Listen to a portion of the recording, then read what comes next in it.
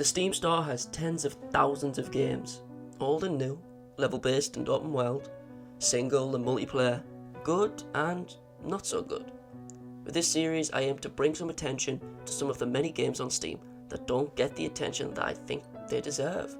As the majority of content on my channel is now more horror focused than ever, I think it's only right that this video series focuses on some of the more underground horror gems that Steam has to offer. All the games I'll be discussing in this video are all free to download from Steam, so it won't hurt you to try these hidden gems out. However, the impact that these games have on you may stick with you for a while. Anyway, overall I'll be taking a look at 3 titles, first of which is Stigma. Stigma is the most visually distinctive out of these games. This isn't too surprising given its incredibly detailed and gory imagery, despite the fact that it's pixelated. The horror aspects of the game mainly come from its highly surreal and stylized visuals, its level design, its obstacle design, its boss designs, etc. The main gameplay itself is quite simple, whilst also being quite deceptively difficult at the same time. Stigma is a puzzle game that centers around this little creature, which you can move in 4 directions: up, down, left, right. Easy enough, right? Not so much. You see, the main objective of the levels is to go over every square in the level at least once, but if you go over the same spot twice, it will become blocked off and you won't be able to go through it again. On top of that, the game introduces obstacles such as hypodermic needles that will pop you like a zit, doll-like faces that spit out eyeballs that explode you into viscera, the visage of a bisected Jesus blurring your vision, fetuses that can destroy you faster than you can blink. In addition to that, you have infinite lives, but that means very little when you're on a constant timer. If you don't beat the set areas in the level in time, you start again. If the gameplay wasn't stressful enough, you have bosses on top of this. The boss designs are quite a sight, to put it one way. To be honest, the gameplay reminds me a lot of Frogger, but according to the Steam page, it's inspired by the classics like Cubert and Pac-Man. The game itself, whilst difficult, once you get the hang of it, won't take you too long to beat. Only an hour or so to take the first steps. I would highly recommend this game to any horror fan worth their salt. Whilst the gameplay can get quite annoying when you struggle on a mission or two, the art style never ceases to remind me of the inside of Geiger's from Earthbound, and in my opinion, this game looks like if the aliens from Parasite and the Eclipse from Berserk had a baby, due to the use of mouths and faces being contorted and mutated, as well as the gratuitous offal surrounding each level, which isn't a bad thing, as you can clearly see. This is the simplest game out of the 3, and I mean so in more than just the gameplay department. The plot of this game feels kinda not there, and the experience feels like it's just a strange, surreal struggle instead of a complex narrative, which, yet again, isn't really a bad thing. The narrative is something akin to LSD Dream Emulator. Not too much of a narrative in this game. Or so it seems. By the time you reach the end of this game, you'll see some cultish imagery. Maybe this game is hiding something just below the surface.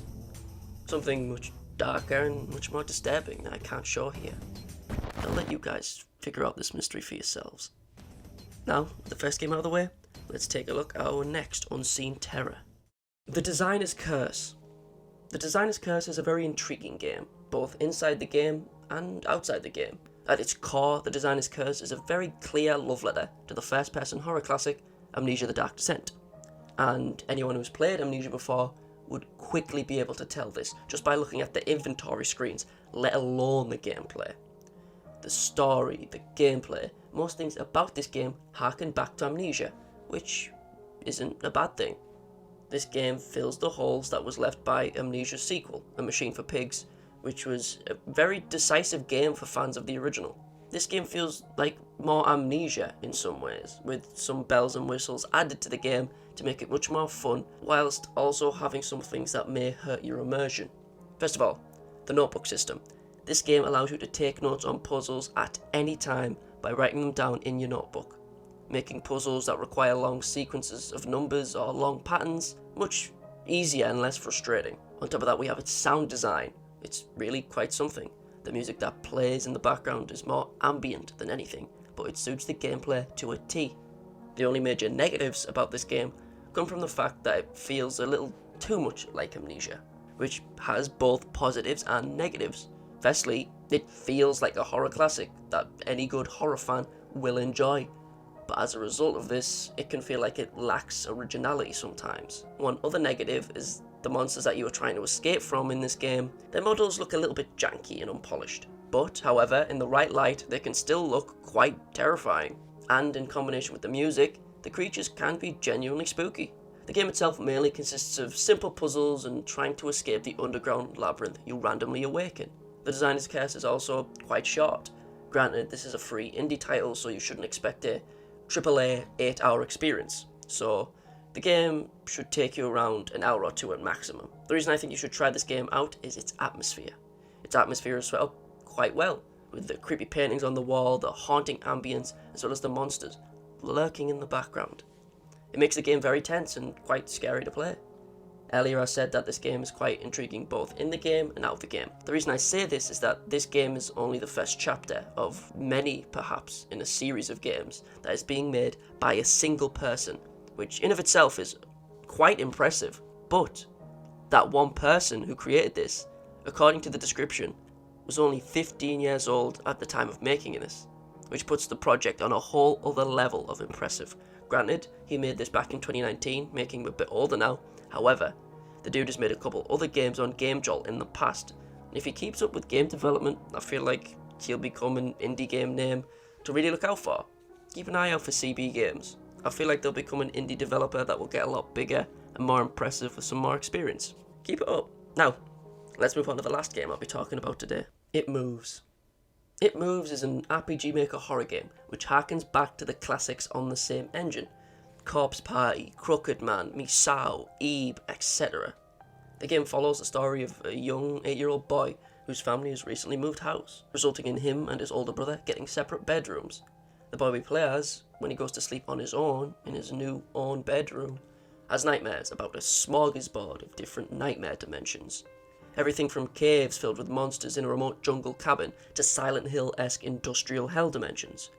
Every night, we wake in a new nightmare dimension, and we always seem to die inside the dream, but upon our death, we wake up in our bed in the middle of the night. The more we die, the more the nightmares leak into the real world.